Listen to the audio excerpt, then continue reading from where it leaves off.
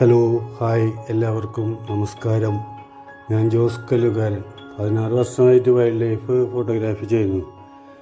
ഇതെൻ്റെ യൂട്യൂബ് ചാനലാണ്. ഞാൻ ഈ വർഷം ആദ്യം നടത്തിയ തടോബയിലേക്കുള്ള യാത്രയിലെ കാര്യങ്ങളാണ് ഈ വീഡിയോയിൽ പറയുന്നത്. തടോബ ഇന്ത്യയിലെ മഹാരാഷ്ട്ര സംസ്ഥാനത്ത് ചന്ദ്രാപൂർ ജില്ലയിലാണ് തടോബ നാഷണൽ പാർക്ക് സ്ഥിതി ചെയ്യുന്നത്.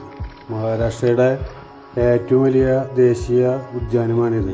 ഫെബ്രുവരി മാസം മുതൽ ഇവിടെ ശൈത്യകാലമാണ്. ഇന്ത്യയിലെ ഓപ്പൺ ഫോറസ്റ്റുകളിൽ ഒന്നാണിത്. ടൂറിസം സോണിൽ തന്നെ ധാരാളം മൃഗങ്ങളെയും പക്ഷികളെയും നമുക്ക് ഇവിടെ കാണാൻ കഴിയും.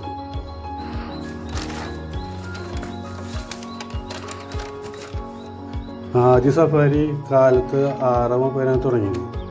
നേരം വെളുത്തു വരുന്നേ ഉള്ളൂ. ക്യാമറ കണ്ണിന് കാണാനുള്ള വെളിച്ചമില്ല. സഫാരി വാഹനം ടാർ റോഡിലൂടെ ഓടിയതിന് ശേഷം കാട്ടിലേക്ക് പ്രവേശിച്ചു. കുറച്ച് സമയം കഴിഞ്ഞ് ഇടത്തോട്ട് ഒരു വഴി, നേരെ ഒരു വഴിയും കാണുന്നു. മുമ്പേ പോയവരും പിന്നാലെ വന്നവരും നേരെയാണ് പോയത്. ഞങ്ങളുടെ വാഹനം ഇടത്തോട്ടാണ് സഞ്ചരിച്ചത്. ഞങ്ങൾ മാത്രം.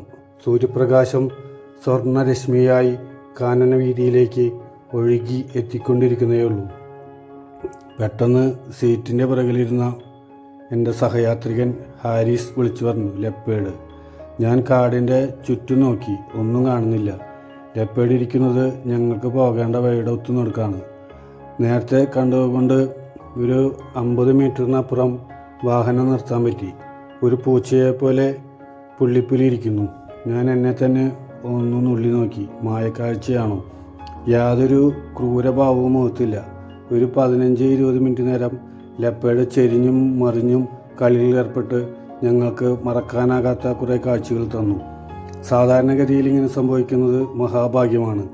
കടുവകൾ അടക്കി ഭരിക്കുന്ന കാട്ടിൽ പുള്ളിപ്പുലി ഇങ്ങനെ സ്വൈര്യവിഹാരം നടത്തുന്നതും മനുഷ്യൻ്റെ തൊട്ടടുത്ത് ഇത്ര സമയം നിൽക്കുന്നതും തികച്ചും യാദൃശ്ചികം.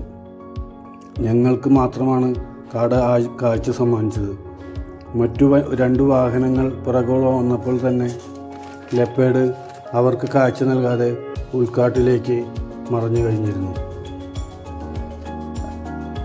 ലെപ്പേഡിന് പുറമെ കാട്ടുപോത്ത്, സാമ്പാർ ഡിയർ, മയില്, പിന്നെ ഒരു ഗ്രേ ലാംഗോർ, അങ്ങനെയുള്ള കരടി, അങ്ങനെയുള്ള കുറച്ച് മൃഗങ്ങളുടെയും പക്ഷികളുടെയൊക്കെ നമുക്ക് ചെറിയ ചെറിയ വീഡിയോ എടുക്കാനായിട്ട് ഈ ട്രിപ്പിൽ പറ്റിയിട്ടുണ്ട്.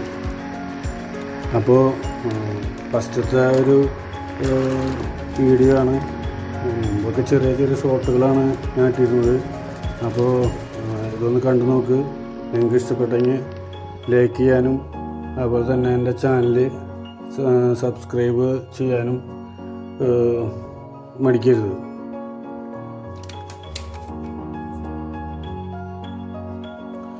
വീഡിയോ സ്റ്റാർട്ട് ചെയ്തപ്പോൾ ഞാനൊരു കുറച്ച് കാര്യം പറയാൻ വിട്ടുപോയി. അതും കൂടി പറയാണ്. ശൈത്യകാലത്തിനെ കുറിച്ച് പറഞ്ഞല്ലോ. അത് നവംബർ മുതൽ ഫെബ്രുവരി മാസം വരെയാണ്. അതാണ് പറയാൻ ഉദ്ദേശിച്ചത്. അത് മുഴുവനായിട്ട് റെക്കോർഡ് ചെയ്യണ്ടായില്ല. അതാണ് വീണ്ടും പറയുന്നത്. പിന്നെ ഞാൻ എൻ്റെ ട്രിപ്പിൻ്റെ കുറച്ച് കാര്യങ്ങളും അതുപോലെ തന്നെ തടോബയെക്കുറിച്ചുള്ള കുറച്ച് കാര്യങ്ങളും കൂടി ഈ വീഡിയോയിൽ പറയാനായിട്ട് ഉദ്ദേശിക്കുന്നുണ്ട്. അപ്പോൾ അത് കുറച്ച് പറയാം. മറ്റ് നാഷണൽ പാർക്കുകൾ പോലെ തന്നെ തടോബയെ ചുറ്റിപ്പറ്റിയും ധാരാളം മിത്തുകളും നിറം പിടിപ്പിച്ച കഥകളുമുണ്ട്. തടോബ അന്ധേരി നാഷണൽ പാർക്കിൻ്റെ പേരിൻ്റെ പിന്നിലും ഒരു കഥയുണ്ട്. തടോബയിലെ ആദിവാസികളുടെ ദൈവമാണ് തടോബ. അന്ധേരി എന്നത് അവിടുത്തെ നദിയാണ്. ഇവ രണ്ടും ചേർന്നാണ് തടോബ അന്ധേരി നാഷണൽ പാർക്ക് 1995 നിലവിൽ വന്നത്. ഈ പ്രാവശ്യം ഞാൻ യാത്ര ചെയ്യുന്നത് ട്രെയിനിലാണ്. തൃശ്ശൂരിൽ നിന്നാണ് എൻ്റെ യാത്ര തുടക്കം. കേരളത്തിലെ വിവിധ ജില്ലകളിൽ നിന്ന് 14 പേര് യാത്രയിലുണ്ട്. ഗ്രീൻ റൂട്ട്സ് എന്ന ഗ്രൂപ്പാണ് യാത്ര സംഘടിപ്പിച്ചിരിക്കുന്നത്. AC train ticket, room, food, safari charge എല്ലാം അടക്കം 20,000 രൂപയാണ് ചിലവ് വന്നത്. ക്യാമറ ചാർജ് ഒരു സഫാരിക്ക് ഇവിടെ 250 രൂപയാണ്. അതുപോലെ തന്നെ ഇവിടെ മൊബൈൽ ഉള്ളിലേക്ക് കടത്തില്ല. മൊബൈല് അവർ ഇതിൻ്റെ ഗേറ്റിൻ്റെ അവിടെ വെച്ചിട്ട് തന്നെ മേടിച്ച് വയ്ക്കും. അപ്പോൾ മൊബൈലിൽ ഫോട്ടോ എടുക്കാനും ഒന്നും പറ്റില്ല. പിന്നെ 250 രൂപയാണ് ക്യാമറ ചാർജ്. അത് ഈ പാക്കേജിൽ ഉൾപ്പെടുത്തില്ല. 2025 ഫെബ്രുവരി 3 വൈകിട്ട് 5:30 തുടങ്ങി 8-ാം തീയതി വൈകിട്ട് 3:30 തിരിച്ചെത്തുന്ന തരത്തിലാണ് നമ്മുടെ പാക്കേജ് ഉണ്ടായിരുന്നത്. മൊത്തം 5 സഫാരിയാണ് നമുക്ക് പാക്കേജിലുണ്ടായിരുന്നത്. കാലത്ത് 6:30 സഫാരി തുടങ്ങും, 10:30 അവസാനിക്കുന്നത്. വൈകിട്ട് 2:30 തുടങ്ങും, സഫാരി 6:30 അവസാനിക്കും. ഇവിടെ കോർ സോണിലും ബഫർ സോണിലും സഫാരി ലഭ്യമാണ്. ഞങ്ങൾക്ക് 3 സഫാരി കോർ സോണിലും 2 സഫാരി ബഫർ സോണിലാണുള്ളത്. ഈ കോർ സോൺ എന്ന് പറയുന്നത് ഭയങ്കരമായ പ്രൊട്ടക്റ്റഡ് ഏരിയ ആണ്. അവിടെ സാധാരണഗതിയിലുള്ള മനുഷ്യൻ്റെ ആക്ടിവിറ്റീസൊന്നും അവിടെ അനുവദനീയമല്ല. അതുപോലെ തന്നെ ഈ ബഫർ സോൺ എന്ന് പറയുന്നത് ഒരു ലിമിറ്റഡ് ആയിട്ടുള്ള ഹ്യൂമൻ ആക്ടിവിറ്റി അനുവദിക്കുന്ന ഒരു സ്ഥലം. അങ്ങനെയാണ് ഇതിനെ കണക്കാക്കിയിട്ടുള്ളത്. പുലിക്ക് പുറമെ കാണിച്ചിട്ടുള്ള വീഡിയോകളൊക്കെ നമ്മൾ സാധാരണ കാണാൻ കാരണം കാര്യമായിട്ടൊന്നും നമ്മൾ അതിനെക്കുറിച്ച് പറയാഞ്ഞത്. നമ്മൾ ഈ കാണുന്ന ഈ പാത എന്ന് പറയുന്നത് ഒരു ബഫർ സോണിൻ്റെ തുടക്കമാണ്. ഒരുപാട് പ്രതീക്ഷകളായിട്ടാണ് സഞ്ചാരികൾ വനത്തിലേക്ക് പ്രവേശിക്കുന്നത്.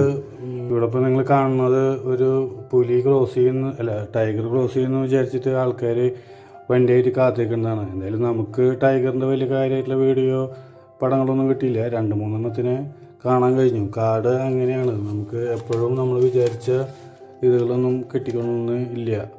എന്തായാലും കിട്ടിയതിന് നമുക്ക് വളരെ സന്തോഷം. അതിൽ നമ്മൾ സംതൃപ്തിയായിട്ട് തിരിച്ചു പോന്നു. എന്തായാലും വീഡിയോ വാച്ച് ചെയ്തിട്ടുള്ള മുഴുവൻ ആളുകൾക്കും എൻ്റെ നന്ദി, നമസ്കാരം.